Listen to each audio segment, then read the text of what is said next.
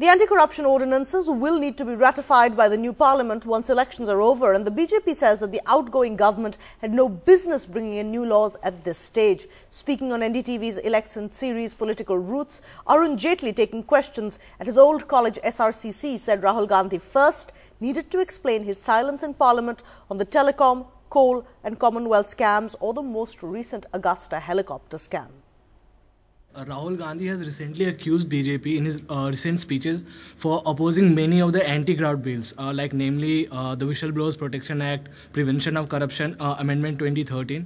Earlier than that, Sonia Gandhi had quoted in her speech that BJP has double-faced when it comes to corruption, like हाथी के दांत दिखाने के कुछ और खाने के कुछ और. So what's your take on that? Because well, first of all, let me tell you, I think this whole charge against us comes out of some ignorance. India has seen the most corrupt government in history in the last 5 years.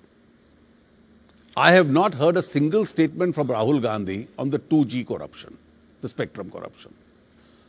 I have not heard a single statement from him on the coal block allocation corruption. I have not heard a single statement from him on the VVIP Agusta helicopter deal or on the Commonwealth Games scam.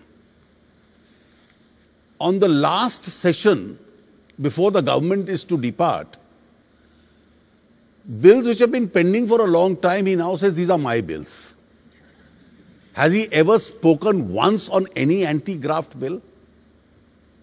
Do you remember a single speech he has delivered in the last 10 years in Parliament or outside on corruption? You haven't. On the last day, amongst the pending bills, we were told in the Rajya Sabha there are 5 important bills which we want it to be passed. So we sat overtime till 6 in the evening and cleared those bills. Whistleblowers bill, incidentally, has been cleared already. So it's not one of the bills which is still pending. What if the government brings in ordinance? What will the BJP do on these bills? Well, there's nothing we have to do in the matter. But it has to be ratified by Parliament. We'll ask them a question that they could have brought this bill 5 years ago or 6 years ago, 7 years. They've been in power in the last 10 years, so they need not have woken up on the last day.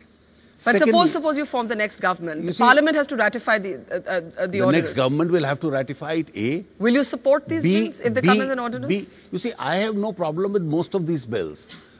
I have no difficulty with most of these bills. But the difficulty today is, you have a code of conduct which is likely to come in the next 5 or 7 days. You have no session of Parliament, of this Parliament left, which is going to ratify these bills. The next government ideally should be entitled to its own bills and not the bills of somebody who's a potential loser. And therefore, on a matter of propriety, are these bills being brought in because of ideological conviction, or are these bills being brought in merely because somebody who doesn't have an identification with an anti-corruption movement now wants to be a belated entrant into the anti-corruption crusade? Now, if the latter is the case, then I'm sorry, I don't think we can actively complement such an effort.